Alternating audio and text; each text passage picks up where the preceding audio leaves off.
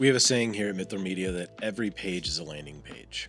It's a bit of a mantra for us, and it's something that we weave into all of the designs and builds that we take on for our clients.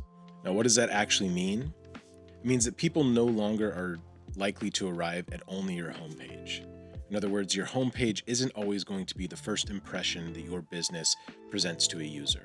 And so that changes the landscape a little bit, and that makes us think about design in a different way. So today in this video, I want to walk you through what's changed in recent years that's made it more important to think about the other pages on your website as an entry point for a first-time user visiting your website, what that actually means for your business, and give you some examples of how we've implemented that for some clients and some practical tips and tools that you can use to implement the same on your website. Let's get into it.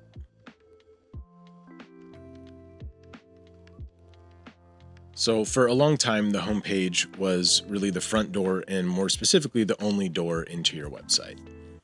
The way that people would arrive at your website was typically either by putting your URL directly in their browser, or when they'd perform a search on Google, they would see a single link for your website show up right in the results. Typically that link would take them directly to your homepage, and that's their first impression. That's the first time that they're seeing your business in this digital form. What that meant from a design perspective is that you could really focus on the homepage as being the central hub or the first impression and rely pretty heavily on the fact that that was going to be the case. But that dynamic has changed and shifted a lot in recent years, and there's a couple of factors that contribute to that. For starters, Google has gotten a lot smarter and a lot more dynamic in the way that they show search results to the end user. Instead of just showing a single link to your website, if you Google a business, a lot of times what you will see is a series of links that will show under the primary link at the top.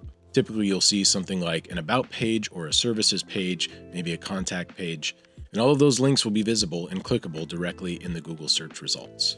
So what that means tactically is that somebody can click any one of those links and arrive at your website for the first time, meaning that your about page or your contact page or your services page may in fact be the first introduction that somebody gets to your business. Now that change has been the case for a while now, but there's been some other changes recently, and like most things, AI is at the center of it. You'll see when you go search for a business or you search a certain query on Google, there's AI overviews on just about every search now.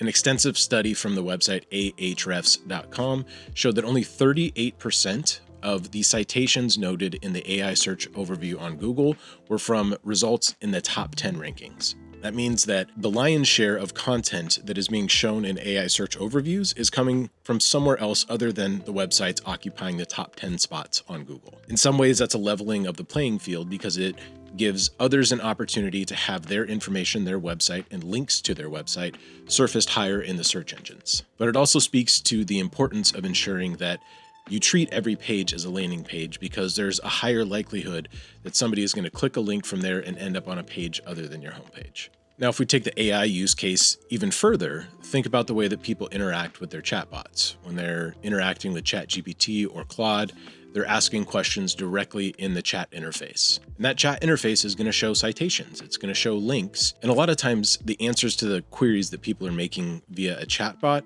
probably aren't going to be found on your homepage. They're usually deeper questions that are more than likely going to show up on a blog post or maybe an FAQ page. So if we think about the fact that those specific pages are potentially going to be cited in a chatbot a la ChatGPT or Claude, it helps us understand that that's yet another entry point where somebody can see your website for the first time and be introduced to your brand. So when we frame it like this, yes, it's true that your homepage can still be treated as the front door of your home. But what we're seeing here is that there's a lot of side doors that are being opened, or maybe a window that's been left open. And now there's other ways for users to enter in.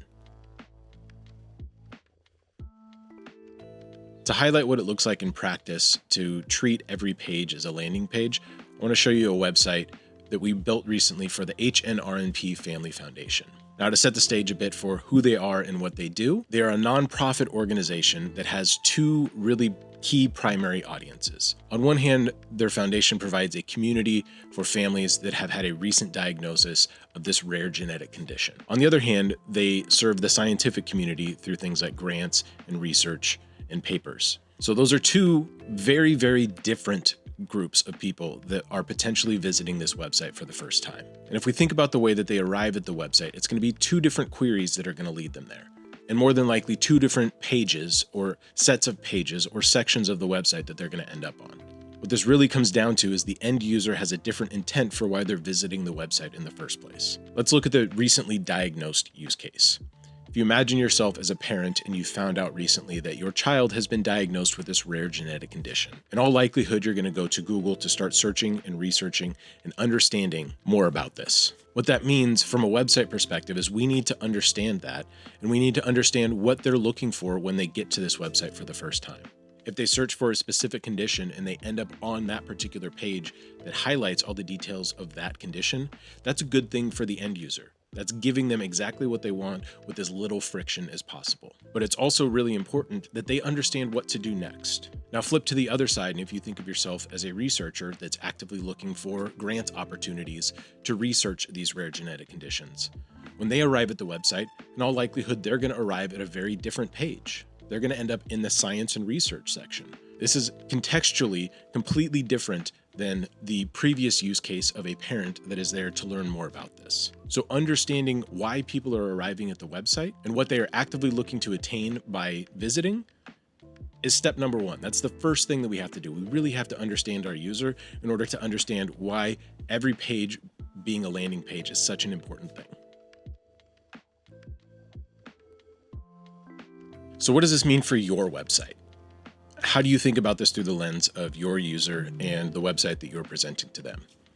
Well, I would break it down into 4 things to keep in mind for every page on your website. Number 1 is every page needs context. A visitor should be able to figure out who you are, what you do, and where they are on your website without any second guessing, quickly and easily when they arrive at the page. This means your branding, your navigation, the verbiage and copy that you use, that all needs to reflect accurately what it is that you're trying to convey to the end user. In creating a consistent layout, a consistent data architecture and hierarchy for where you put things on your website and what information goes where is a great way to do this. By maintaining a design system and really thinking in a user-first design mentality, you're able to better organize the information on your website, and ultimately you're going to make it easier for them to understand so that context is more attainable when they get there for the first time.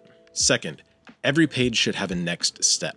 Every marketer is going to tell you how important call to action is on your website. Let's be a little bit more deliberate about our example here. If somebody arrives on your About page, what do you want them to do from there? More importantly, what do they want to do from there? Why did they get there in the first place? And what information are they trying to obtain?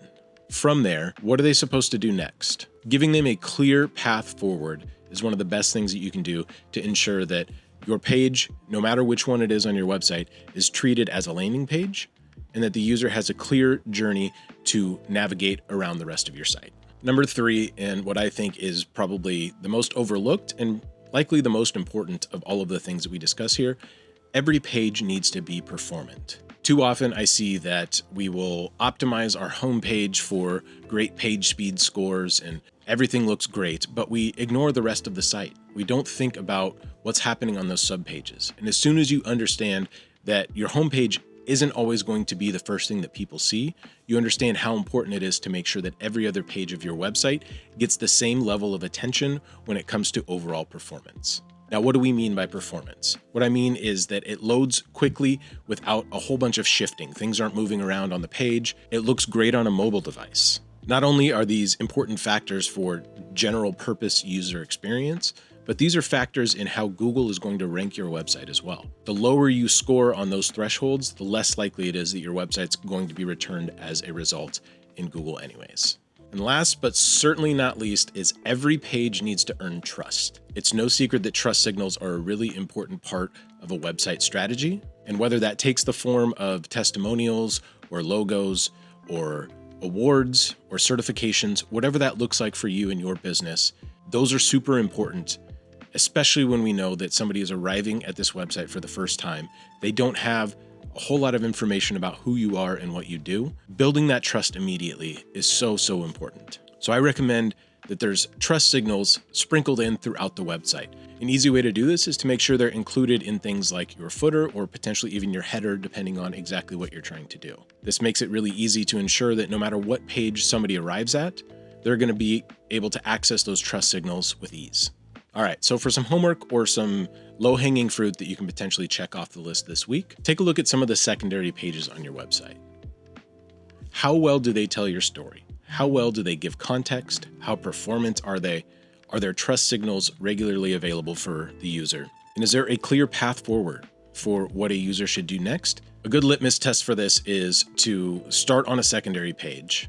Put yourself in the end user's shoes. Look at your website through the lens of somebody that's arriving there for the first time. How easy is it for you to accomplish all of those things? How quickly does that page load? Try it on a mobile device and try it on a desktop device. Make sure you've got a consistent experience across both. It's no secret that the lion's share of traffic on the web today is coming from mobile devices. So I really can't emphasize enough how important it is to make sure that you're always looking from a mobile perspective as well. So if you'd like to check out the website that we shared as an example here, it's at HNRNP.org. I'll make sure I leave a link down in the description. And you can get a feel for what this mantra, what this every page is a landing page mindset actually looks like in practice. The homepage used to be the only entry point into your website, but like we've established here, that's not the case anymore. Shifting your mindset and thinking about your website in this new perspective is not only going to help your website perform better, it's going to make sure that your website is thought of through a user-first lens. Thanks for stopping by and watching. We'll be sure to catch you in the next one.